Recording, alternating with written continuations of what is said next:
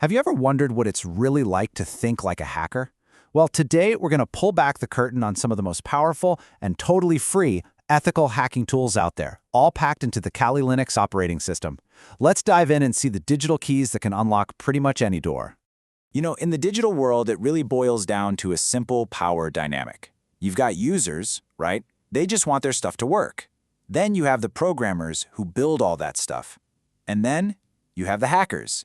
And, as this slide puts it, pretty bluntly, both the users and even the programmers can find themselves on the wrong side of that power dynamic. Okay, I know that is a very provocative way to frame it. But the message underneath is really all about knowledge and control. Understanding these tools isn't about being malicious. It's about empowering yourself to secure systems. You have to understand the offense to build a way better defense. It's about being proactive, not just reacting after something bad happens. So, before we go any further, we have to get something crystal clear. This is for education, period. Using these tools on any system you don't have explicit written permission to test is a serious crime, like prison time serious. We're exploring this world to understand cybersecurity, not to break the law. With that very clear warning out of the way, let's begin. Every single successful hack, whether it's ethical or not, starts with the same thing: reconnaissance. I mean, before you can even think about finding a way in, you have to understand the layout of your target. You've got to map the digital terrain. So, the very first tool you're going to reach for is almost always Nmap, which stands for Network Mapper. Think of it as your digital scout. Its whole job is to send out little probes across a network and then listen to the responses. From that, it figures out what devices are connected, what they're running, and, this is the important part, which doors or ports have been left open. And this analogy, it's pretty much perfect. It's a non-invasive look around. Nmap isn't breaking anything, it's just looking at what's publicly visible from the outside to build this detailed map of all the potential entry points. A more aggressive scan can even give you a good guess at what operating systems are being used. It's incredibly powerful. All right, so once you've mapped up the network, you might want to, listen in on the chatter. And that is exactly where Wireshark comes in. It's a network protocol analyzer, which is just a super fancy way of saying it lets you capture and look at every single tiny packet of data that's flowing across a network all in real time. Yep, that's exactly what it's like.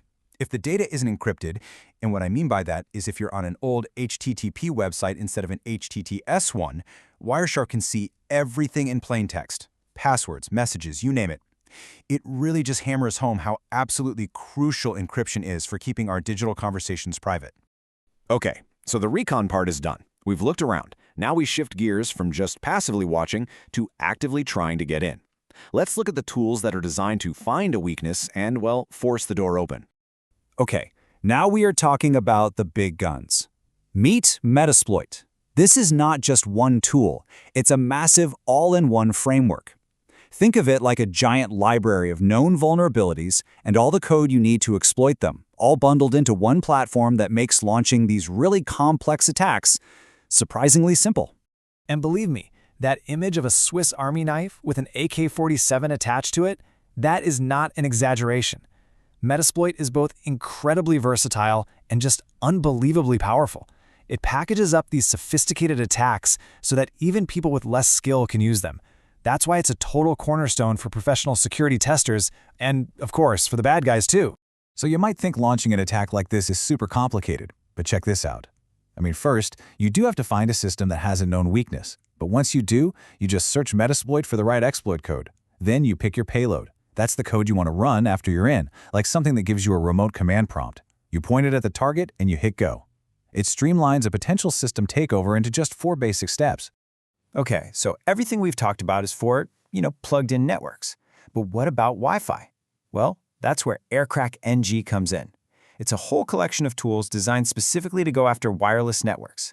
Its main job is to test the strength of Wi-Fi passwords by capturing data floating through the air and then trying to crack the key. Now, when it comes to your passwords, any sane system doesn't just store them as plain text. That would be crazy. Instead, your password gets run through this one-way mathematical function to create a totally unique string of characters called a hash. So even if a hacker steals the database, they don't have your actual password, or do they? And that's where a tool like Hashcat comes into play. This thing is an absolute beast. It is designed to do one thing and one thing only. Take that password hash and figure out the original password that made it. And it is brutally, brutally fast.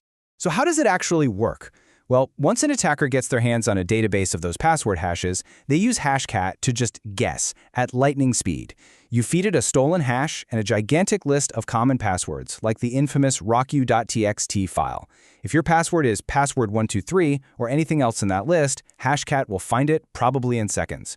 This is exactly why a complex, unique password is your #1 defense against this kind of brute force attack. You might think getting inside is the end of the story, right? Nope. It's just the beginning. Once a hacker is in, they've got a whole new set of tools to hunt for valuable data, pull back deleted files from the dead, and really cement their control over that system. And here's just a little peek at that toolkit. You've got Nmap, which is purpose-built to find and exploit something called SQL injection, which can let an attacker just dump entire databases. Next to it, Skipfish is like an angry robot that aggressively pokes and prods a website, looking for any known weakness. Down below, Foremost is a forensics tool that can actually recover files someone thought they deleted. And finally, something like hping3 can be used to just flood a server with so much junk traffic that it grinds to a halt, a classic denial of service attack. So far, we've looked at tools that attack technology, servers, networks, code. But so often, the weakest link in any security system, it's not the software, it's the person sitting right in front of the keyboard. And that, my friends, brings us to the Social Engineer Toolkit, or SET for short. This framework isn't about exploiting code vulnerabilities. It's about exploiting human psychology. It's built to create incredibly convincing phishing attacks, fake login pages, and all kinds of other scams designed to trick people into just handing over their credentials. And look how terrifyingly simple it can be. Using a tool like SET, you can copy a familiar login page, say for your bank or your email, in minutes. You send the link to your target, they visit your fake site, they type in their username and password, and that's it. You've got them. It requires zero complex coding, just pure deception. So let's just step back and look at the whole arsenal we've covered. From mapping networks and sniffing data to cracking passwords and exploiting basic human trust, the modern hacker's toolkit is just incredibly diverse and powerful. Every single one of these tools represents a different angle of attack, a different way to poke and prod at a system's defenses. Look, we've really only scratched the surface of what's possible here. These tools give you immense power, and with that comes a massive responsibility. Knowing how to break things is the absolute first step toward knowing how to build them stronger, how to defend them better. The real question is, what are you going to choose to do with that knowledge?